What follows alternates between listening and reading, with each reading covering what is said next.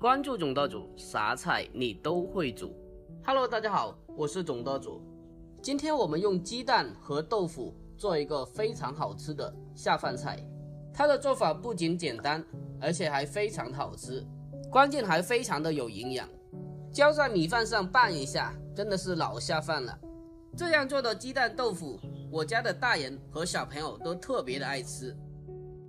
首先，我们准备一块比我还嫩的嫩豆腐，先将它放在案板上，然后用平刀法将它改刀切成薄薄的厚片，厚度大概在1厘米左右就可以了。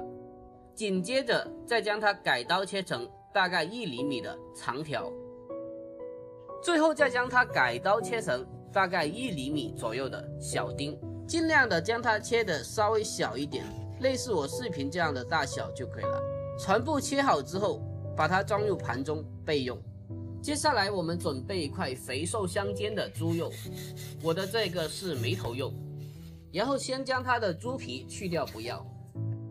接下来再将它改刀切小，将它切成薄片，尽量的切得越薄越好，以便于待会剁成肉末。将全部切成薄片之后，然后将其剁成肉末。剁好之后，先取个小碗装起来备用。紧接着我们再准备几颗小葱，首先将葱白改刀切成葱花，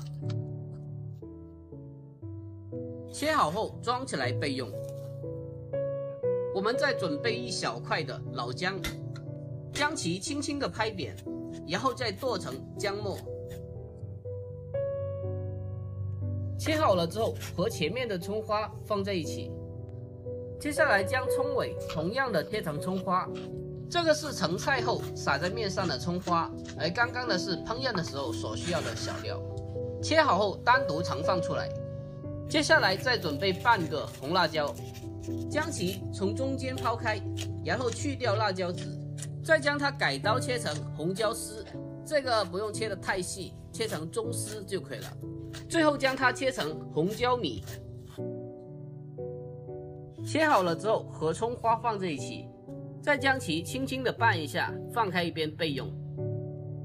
接下来我们准备3个正经的公鸡蛋，没有的话母鸡蛋也是可以的。再准备一个小碗，将鸡蛋逐个的打进去，接着用筷子将其同一方向快速的打散，不停的给它去搅拌，搅到蛋黄和蛋白充分的融合在一起就可以了。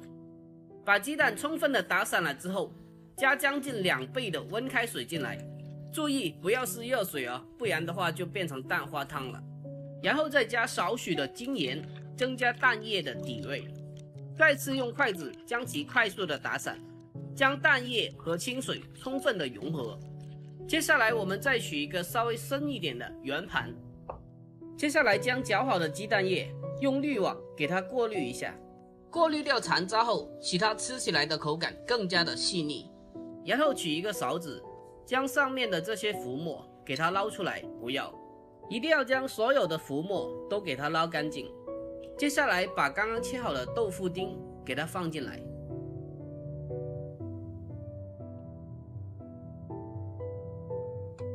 然后再将它放进蒸锅里面，盖上盖子，水开上气之后，全程给它转为小火去蒸。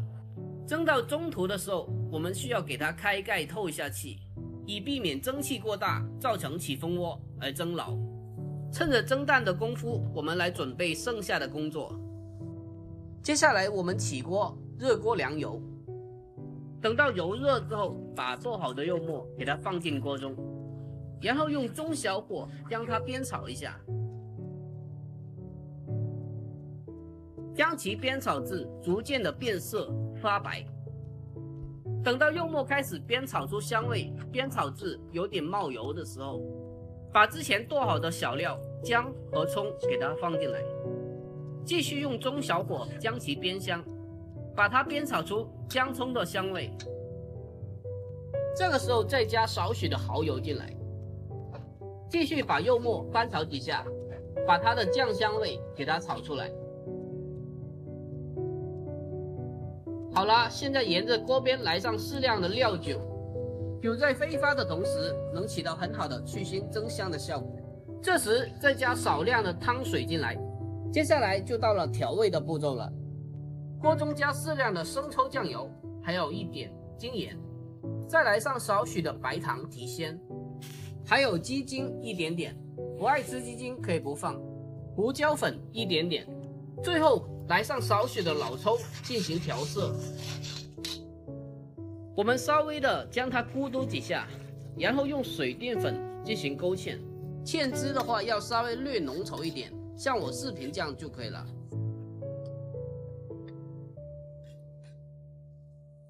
最后加少许的明油，给它翻炒一下。明油的作用可以使得芡汁的一个色泽会更加的明亮。好了，这时候的鸡蛋也刚好蒸好了，打开盖子，将它取出来。最后把做好的肉末爬在蒸熟的鸡蛋面上就可以了。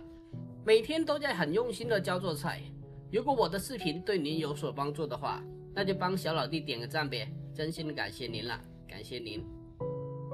最后一步，要是家里有条件的话，来上少量的葱花，给它点缀一下。就这样，一道非常好吃的肉末蒸鸡蛋豆腐就做好了。这个做法非常的简单，用这个做法做出来的鸡蛋豆腐真的是非常的嫩。我们舀一勺来看一下，真的是像果冻一样，比水豆腐还要嫩，看着就流口水，真的是非常的有食欲。这样的一勺拌在米饭上面，真的是老下饭了。好了，今天的视频就分享到这里，喜欢的可以双击评论收藏起来，我们下期再见。